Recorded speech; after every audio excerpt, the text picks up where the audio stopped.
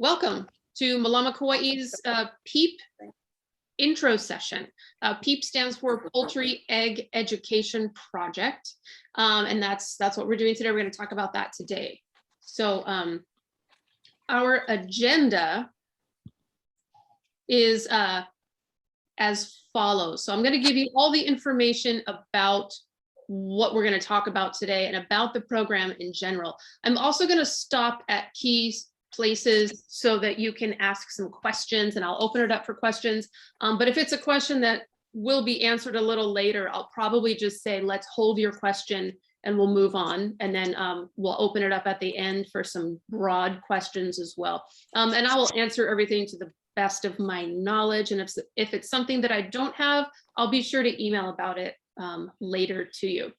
So the purpose of our program. So Mālama Kaua, if you're familiar with us, we have been focusing on increasing local food production and access since 2006. So our mission-based work revolves around giving farmers and producers everything that they need to produce more food. And we're also giving consumers access to the food. And in this way, we believe that we're going to create a better food system for Kauai. So it's support for farmers and access for eaters. And that's what we're all about. So growing from that, the PEEP project is a program that we came up with. We sort of lifted elements of it from a program from Molokai, from Sustainable Molokai, and tweaked it to fit Kauai. And it's supported by two independent grant programs, the USDA Beginning Farmer and Rancher Development Program, we call that the BFRDP, and the Native American Agriculture Fund, that's the NAF and AAF. Both of these programs invest in minority farmers and ranchers primarily, and to help rebuild sustainable agriculture economies for communities while increasing equity. So our goals with PEEP, how's that rooster? Our goals with PEEP are to build a chicken egg farm and boost ag-related revenue on Kauai. We're going to provide accessible local proteins to consumers, and we're adding to island sustainability and the collective knowledge of food raising on Kauai. So that's what PEEP's initial goal is. The purpose is to help you, the farmer, by giving you education, learning best practices from our seasoned experts, from everything that you need for like what to do with these birds, right? Support, I intend to have a network of small farmers that will collaborate with each other and cooperate on building a better system. We want to reduce expenses too. Expense is one of the greatest barriers to raising chickens, we found. So we're hoping to have a cooperative style buying option for both feed and egg cartons. And then we have easy sales too. So through our program, you'll have a guaranteed market of sales channels through both MālamaKauai.store and our new KauaiLocalFood.com. A couple of things that we're not doing. PEEP will not make you rich. It's meant as supplemental income. It's like it's a part-time gig. It's not, you're not going to get rich off 50 chickens. It's a, part-time thing. But it's not meant for backyard chicken hobbyists. So if you are looking for information on how to raise 4 chickens for your family, this is not the particular program for you. We are adding to small business. PEEP is a commitment to an educational program. It's classes, it's school. And it's also a commitment to our local food system. PEEP will educate you on how to be a small, sustainable chicken farmer. And the reason for this is that Kauai imports just millions of eggs per year, just untold millions. Like they estimate 10 million eggs from just one company imports 10 million eggs. So I don't know how many eggs are coming in here. And one of the top requests that we have for our CSA sales is eggs. People want to buy eggs, and they want to buy farm fresh eggs. So I think us all working together, we can make a dent in the egg import market. And that's my kind of revolution right there. So before we move on to the program schedule, do I have any questions on what I've talked about thus far on the purpose of the program? Any questions along those lines?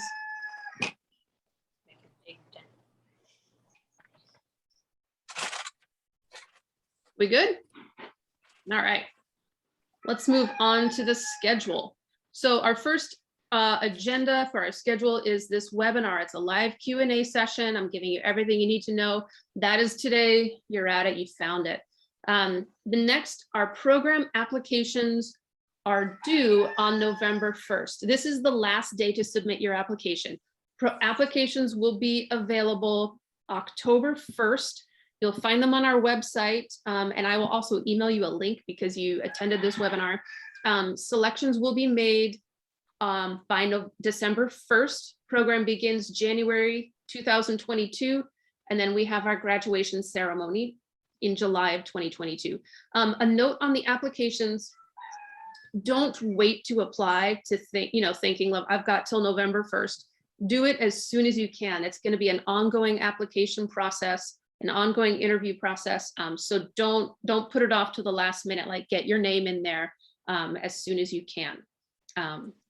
Are there any questions on the program schedule? All right, moving on. So our host for this program, our main educator, lead educator, is Julius Ludovico, and he is he owns J. Ludovico Farm on Oahu, and he is a very innovative farmer. He's really got a lot of knowledge in there, and I'm very happy to be working with him. Julius, are you on the call today? Are you able to pipe in and give us a hello? Yes, I'm here. Hello. Hi. What kind of things are you going to teach us? What's actually give us a quick bio of who you are and what you've done in the chicken world. That's funny. So we started J. Ludovico Farm in 2012. I have a background in Korean natural farming. We are, I guess, the only chicken meat producer on Oahu. There's 2 of us at least that I know of that are legal to sell chicken. I think there's guys on Kauai that are doing it, but I've never came across them before. So, but anyway, we've been doing this for the past 9 years. We pasture raise our chickens. We operate our own slaughterhouse. That picture you see there is actually inside the slaughterhouse. And yeah, we raise chickens for eggs for a number of years. We phased that out eventually. So we're focused on the meat chickens. However, I've done seminars for all the big egg producers here on Oahu, pertaining to lactic acid bacteria. And so it might seem like I have limited knowledge, but the cool thing is I have access to other producers that can fill in the gap if need be. I don't think you have limited knowledge at all. Like I'm excited to learn what you know about raising animals specifically in Hawaii. Like I've read some books that aren't set in the tropics. There's not a lot of info on how to raise birds in the tropics. So I'm very interested in the successes for that in that realm. So cool. Thanks. Great. So Julius is our lead educator for this program. And then my name is Annie. I will be the program manager. So if you have any questions, what's going on, scheduling, monies, all of the things to take care of, I will be available for that. I have a small chicken farm. I call it the Henitentiary because I love puns. And I have been raising my birds for a year and a half, and I just sell eggs to friends and family. So I'm excited to learn the correct ways to do it and to expand into a larger market. So the educational components then for PEEP. You'll see on the screen 51 hours as don't be intimidated by that scary number of hours. It's across 7 months. It averages out to be 1 to 4 hours per week, in which it is 12 weeks of 2-hour Zoom sessions. The Zoom sessions will also contain some time where we can ask questions, talk about what we're doing. So it'll be a conversation as well as class. And you can kind of visit some of the topics here. So it's 24 hours of instruction. It's also 5 site visits and field trips so that we can go to other professional chicken farms on the island, or we can visit each other's farms and see what innovations we've made due to our learning. There will also be some Meet the Farmer Pauhana times where we'll talk chicken with experts from across the state to see their different methods, why they do what they do, what's interesting about what they're up to. And I'm kind of excited about that too, just to see all the different methods. And then our graduation will be fun because we'll have an omelet bar of all things.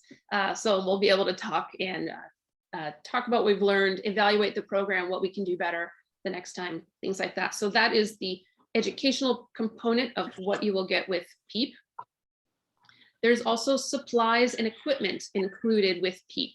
And this is all grant funded as well. And it ends up being $2,500 value around that per farm, for which you will get all of these things listed, but mainly you will be getting food and housing. So room and board for all of your hens. We're also, which includes like the coop, the startup feed, and then you'll get a big coop and a small coop for the chicks. You'll also be getting 25 chickens. At the beginning of the program, you'll get 25 pullets, and at the end, you'll get 25 chicks. You'll get feed containers, we'll get some printed guides, we'll get a logo stamp and ink pad to stamp your egg cartons for when it's time to sell. So it's everything you need to get a small chicken operation started, including the stuff that's expensive before they start making money, right? Are there any questions at this point that I can answer? All right, I love it. So I have a quick question. Sure. And it's actually to go back to Julius. At some point, because I'm aware of his farm, and I think one of the hard things for farmers is to get through that USDA, you know, being able to slaughter and package and all of that. At some point, can he incorporate some of those components into his discussions? What it takes to get through that USDA gauntlet? I'll pass that to you, Julius, if you're still with us. Yes, I'm here. Sorry. Yeah, absolutely. In fact, for the numbers, the USDA is actually not an issue. If you need to go beyond a certain threshold to get the USDA involved. I think at the level that you guys are starting, the main concern will be the Department of Health, making sure that the requirements for getting the eggs to market are met. That's the washing and refrigerating part of it, right? Right. So yes, but yeah, we will cover that part. And in fact, I just got insight from another producer on Keao on the Big Island about I don't want to say getting around regulations, but something to think about, I guess. I'm excited to have access to you. I hope we get this grant, because I saw you on Justin Rhodes and have been wanting to kind of connect. Oh yeah, I thank you. And you know, I'll make myself available to everybody, you know, for any questions, you know, I guess even before the class starts. So you can send an email or call or text or whatever. Awesome. Thank you. Thank you so much. Yeah, the regulations and the USDA and all those things, that's a big component, because that's just constitutes a big mystery to so many of us. So that's a big component of what we'll be learning. I saw a question in the chat, which is what breed of chickens will they be?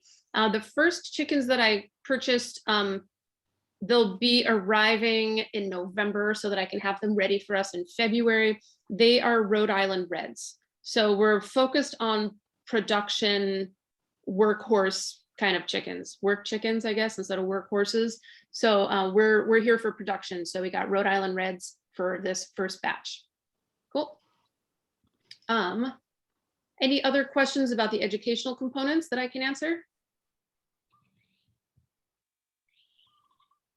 Cool beans. Next, the eligible participants. Remember that we've got 2 applicant funding pools. We have 17 total spots through these 2 funding pools. The first one is the USDA, which allows for 5 spots for beginning farmers. And beginning farmer from the USDA constitutes a farmer with less than 10 years of experience. So if you've been farming in the US for more than 10 years, you will not qualify for that portion. Also within the USDA is 80% of the spots need to be filled with minority or veteran beginning farmers. And this is the initiative to create equity in the world. Our second funding pool is from the NAF, and that is 12 spots. They're exclusively for Native farmers, and then there's a scholarship for the participant fee. If you have questions about this, you can ask me. I've got all sorts of answers. All applicants must have a farm location in which you have to show proof of a long-term lease or owned land. And if you do own this land, it's at your home, please check your zoning and your CPR restrictions that you can have a small chicken farm at it. Our applicants must be diverse. So program slots are reserved for minority farmers and ranchers. We must be collaborative. During your application process, please provide evidence or a vibe of how you're going to work together. Like part of this program is the opportunity to buy and sell together so that we can be competitive in the market on Kauai. And also to learn and grow together as well. You must be able to show your commitment to the classes, to the attendance of classes, and to the events. You must be able to complete your on-farm work. You must be participating with the data collection and data sharing. For the USDA grant, there is a $250 participation fee if accepted. The NAF provides scholarships for the 12 Native producers. But the USDA must accept a $250 participation fee. All applicants must also be devoted to their community, in which this is having a passion for producing local protein for local consumption and contributing to our island's food self-sufficiency. So all these things will be evaluated in our application process. And I really think it's going to be good. I really do. So for applying, please apply online by November 1st. All applications will be available by October 1st. You can find them on our website, or they'll be emailed to you as well. With the application, you must submit a proof of location of your farm with a lease or title. If you're in a residential area, check your zoning and communicate that with us as well. Interviews are ongoing. Submit early so that we can get your information and start chatting with you early. And here is more information.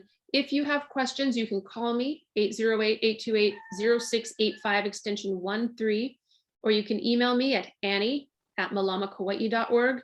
Note it's not ANNI like the orphan, it's a screwy spelling name, ANNI@maulamakauai.org. And you can find more information, maulamakauai.org/PEEP. Now I'm going to check our chat real quick to see what's happening in there. Let's see. Are we allowed to pick our own breeds? Unfortunately, I'm going to be ordering chickens in bulk So for this round and what's funded through this program, it's just going to be the one breed. When you grow and expand, you can, choose your chicken at that point. But for this program and what I'm able to give you, it's just going to be the one type.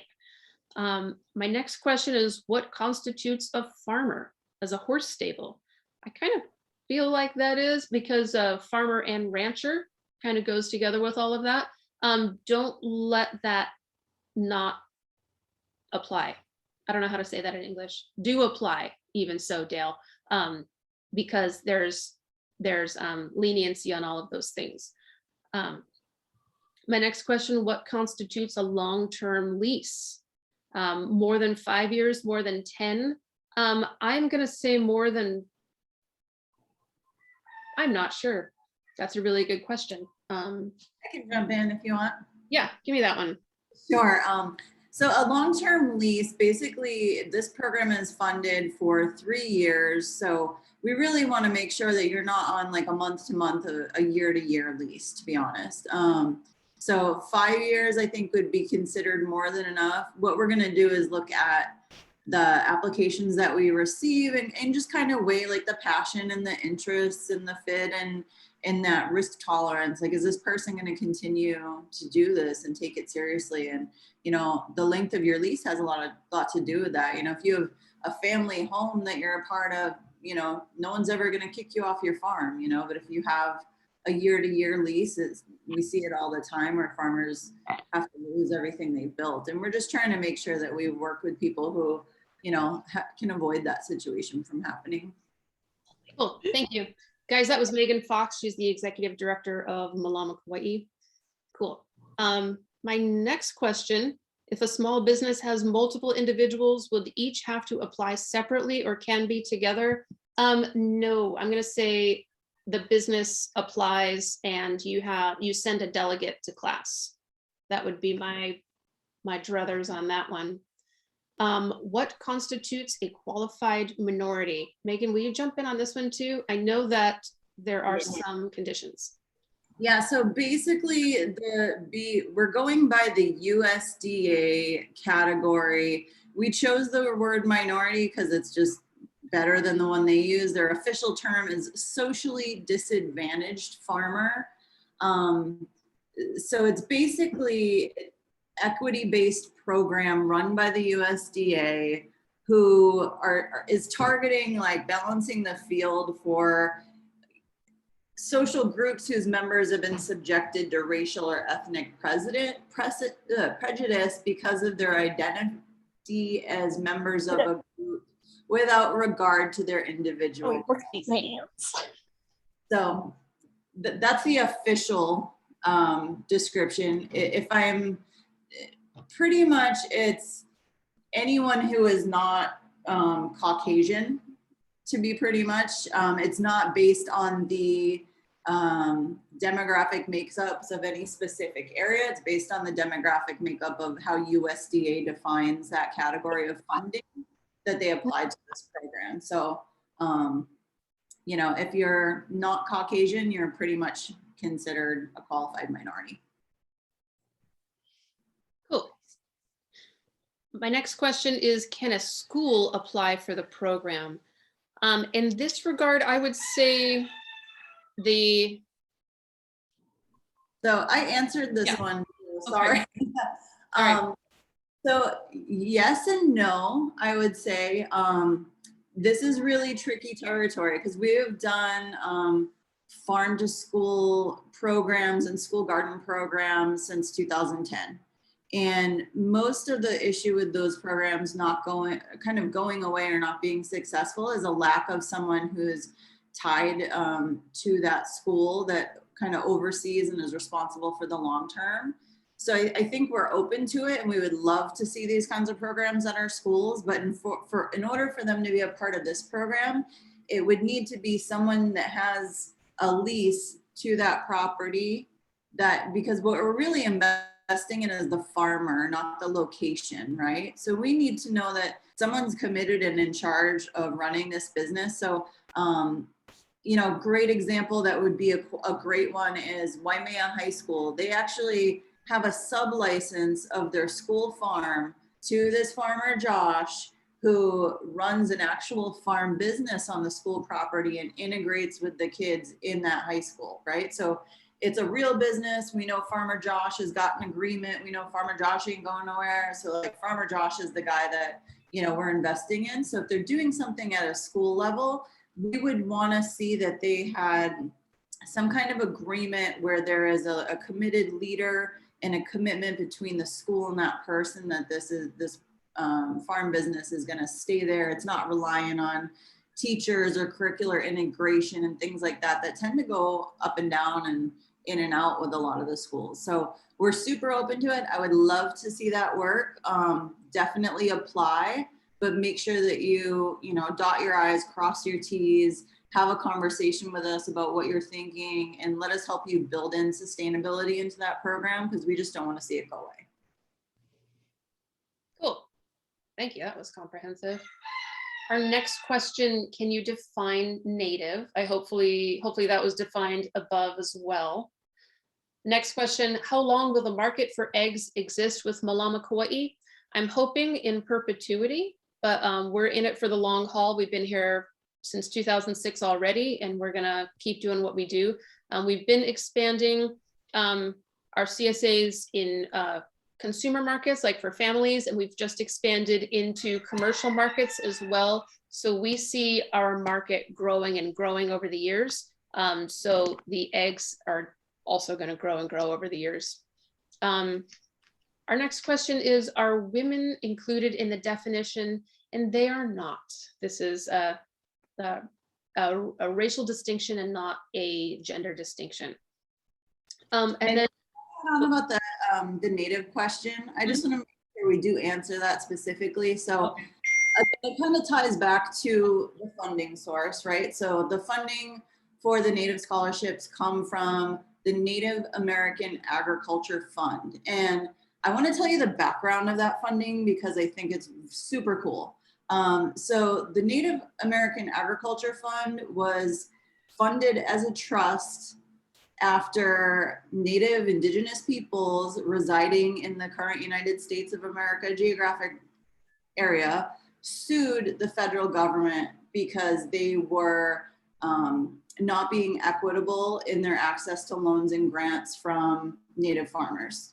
They won that lawsuit, millions of dollars, and they put it in a fund to help, you know, reparations basically. So really Hawaii, we weren't even sure if they were going to count Hawaii in that, but they did.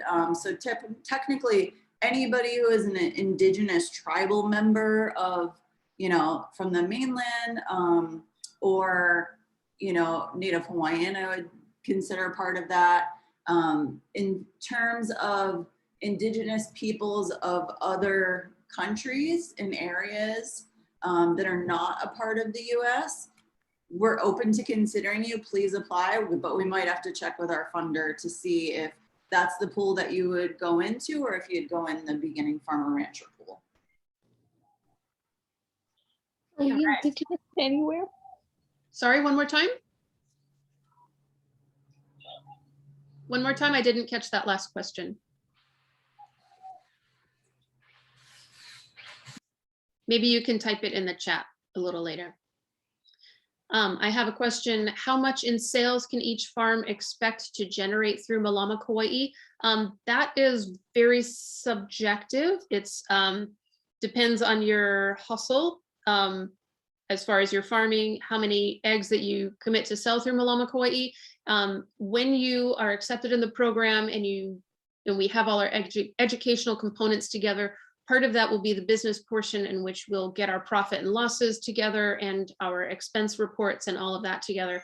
But for now, that is still up in the air and depends on you. So are there any other questions that I can answer through our webinar? Annie, I see a question in there for how long will the market for eggs exist with Mālama Kaua? I did talk about that, in which we're hoping that it lasts for a very long time because we have our retail market that we've got, and then we've also just launched our commercial market as well. So we will not stop selling eggs. You know, we're in it for the long haul. We've been here for a long time already, and we're going to continue being here too. So do choose to sell with Mālama Kaua. And then here's, is there a maximum MK will commit to purchase? I don't know the answer to that yet, because the commercial egg, or our egg market, has not yet been launched. So we will sell as many eggs as people will buy from us, and then we're going to push more eggs on them too. So, you know. And I think something worth noting too is that our consumer focused project has SNAP funds, SNAP EBT funds are accepted in there. And that provides us like a really steady stream of federal revenue that people can use to purchase food. And we also purchase food through food distributions. We work with food banks and food pantries and shelters. And so, you know, we buy food for a lot of purposes. We bought like $750,000 of food last year, local food grown or made on Kauai. We're looking at probably replicating very similarly this year.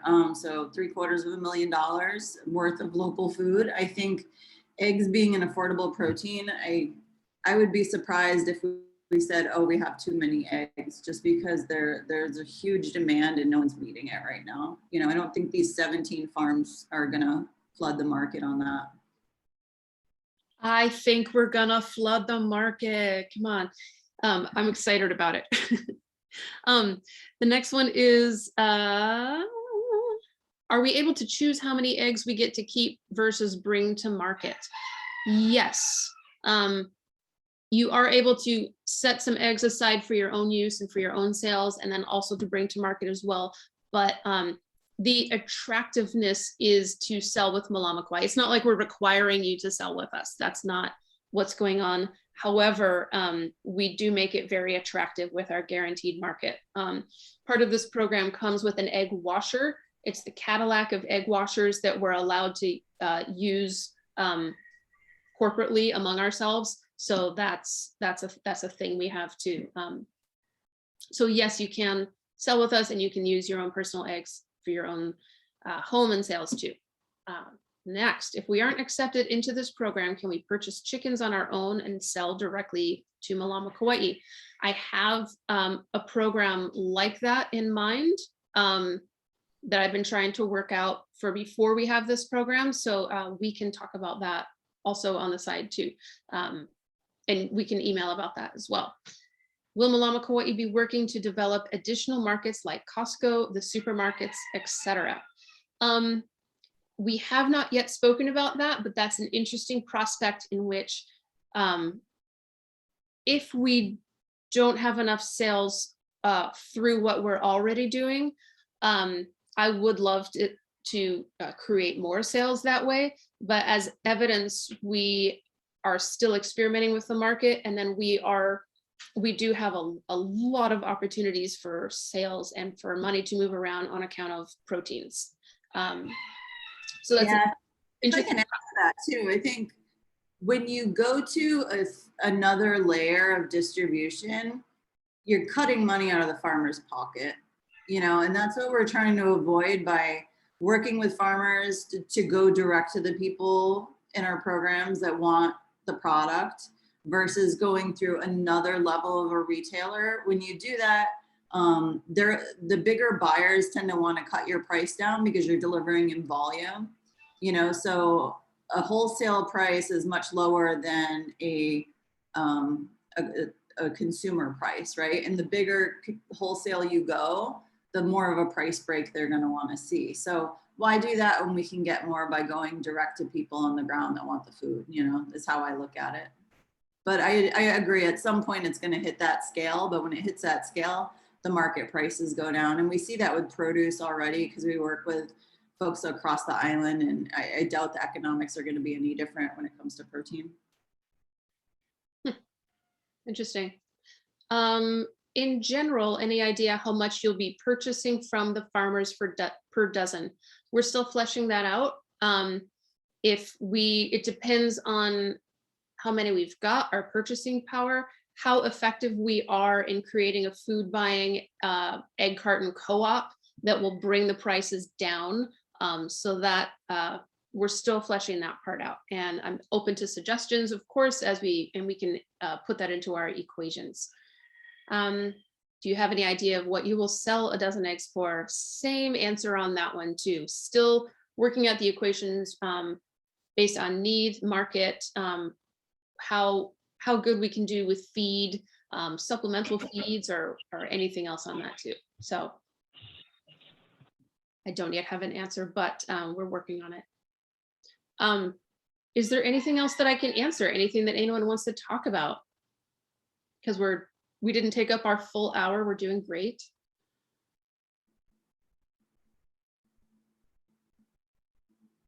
Well,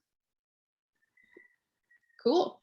I will say, check my email, write my email down one more time. It's Annie@MālamaKauai.org, or you can call me at 808-828-0685 extension 13. And I'm very excited about this program. I think it can really do good things for the island. So keep your eyes open for the link to an application, and we can start that application process and get PEEP going. We have a couple more questions for you, Annie. One is, can you go back to the supplies and equipment included slides so they can take it? And then there's also a question about food for the chickens being organic. I'm not sure how Annie was going to approach that, but I think it's really up to the farmer on that one, whether you want to be a certified organic farm and see the ROI in that, or if you want to be conventional. Especially just feed is the most expensive cost. So yeah, I think that when we're setting up our buying co-op, we can discuss it among ourselves and talk about what kind of feed we want to purchase and what we want to make available. To see collectively how important the organic component is to our business. So here's the slide up about supplies and equipment included, if you want to take a look at that and have any questions on that. I want to note too that we're not going to drop off a chicken coop to you. You know, you're going to get the supplies to build it, because what is important in a chicken coop in Hyanna is not the same coop that you'll be building in Kekaha. There's just different environmental concerns and different things in your area. So you'll be custom making that yourself. So don't think it's like a cookie cutter that we're dropping off. This program is meant to give you everything you need for your farm life. Something else I should probably add in, so the feed that is budgeted for this program was just conventional feed.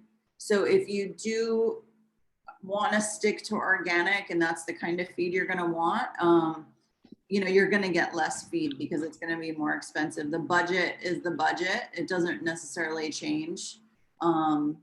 So if you want something that's more premium, it's going to cost a little bit more, that would either be your external investment in the difference, or you'd get less feed and just spend that budget on it. So I totally understand. I think what I'm seeing in the market, you can get a couple extra dollars a dozen by going organic.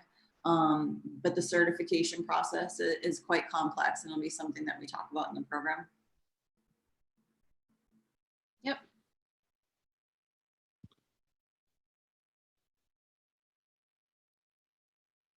Very good. Oh, I got one more in the chat. Egg washer is not included. No, we have an egg washer that we're buying to put at Mālama Kauai's like hub, the place where we're going to be aggregating all of the eggs.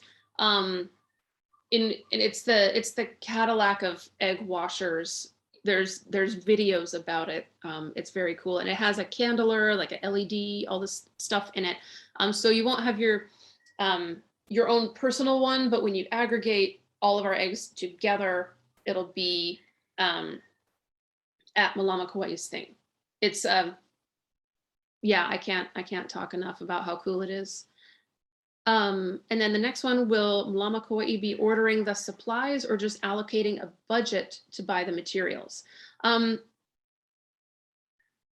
not sure on that one. I think that we would be allocating a budget and then asking for an approved budget from you. Like, say we give you this, $1,000 for your coop. We want to, we'll need to see what you're going to spend it on, because USDA grants, NAF grants, they're very particular on how you're going to be selling, using the money. So there will be need to have an approved budget in that way.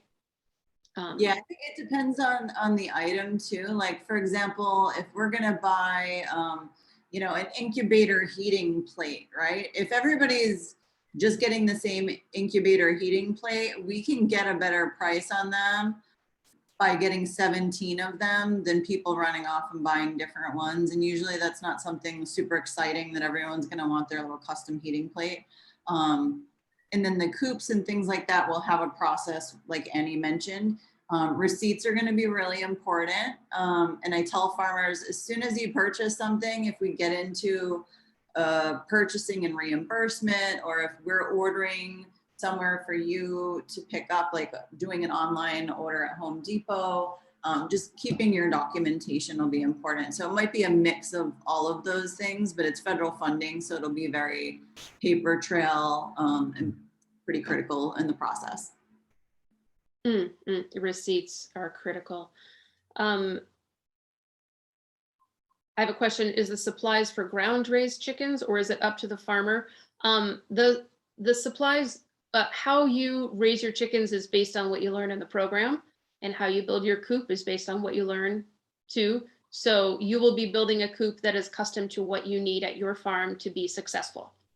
I hope that answers that.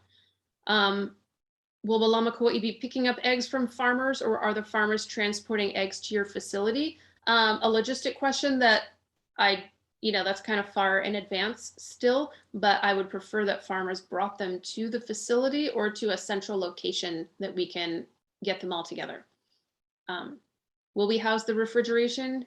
Yes, we will house the refrigeration. The delivery piece too, just FYI, right now, for example, we have 3 delivery points for our farmers meet us to drop off stuff. So right now our facility is in our temporary packing facility. We do Kapa'a, Lehui, our food hub's being built in Moloa'a, but we don't expect the farmers to like drive to Moloa'a to bring us stuff. We actually, right now we pick up in Loai, Lehui, and Kilauea. So we try to be convenient for you, but going door to door is probably not going to be a thing just because of the volume of farmers that we're dealing with. We'll have regional pickup spots. Will we house the refrigeration? You will drop them to us the night before, and we will have refrigeration for the night before, but I'm not going to be able to hold on to all of the eggs for a week. Next, if we don't use your egg washer, do we use a certified kitchen? Yes, that's part of the USDA Health Department requirements. So if we have a brooder already, for example, can we allocate more funding to the coop? That is something to be discussed when we're talking budget with your individual for your scene, So that's a budget question that we can work out in the future. So there's some flexibility, but not a lot of flexibility. That's the answer to that. Okay. You guys have great questions. Like, I'm excited about this. Good job. I had a question too about discussing illnesses, and that is part of the curriculum, the educational components. There's, about how to build your coop and feed them and all of the egg considerations, but also like how to take care of these little buggers is very much a part of what we'll be learning.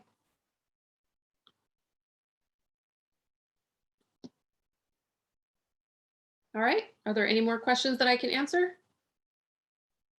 I'm going to put my email up here one more time. You can have that. I will also send a link to about this of this video that we'll be putting on our YouTube page too. So if you have references, or if you want to forward it to other applicants that you think would be eligible, definitely forward it to them as well. And they can call me and ask me questions, email me and ask me questions. And that concludes our webinar for today. Thank you so much for attending, for showing up, for showing your interest, for expressing your passion for the local food system.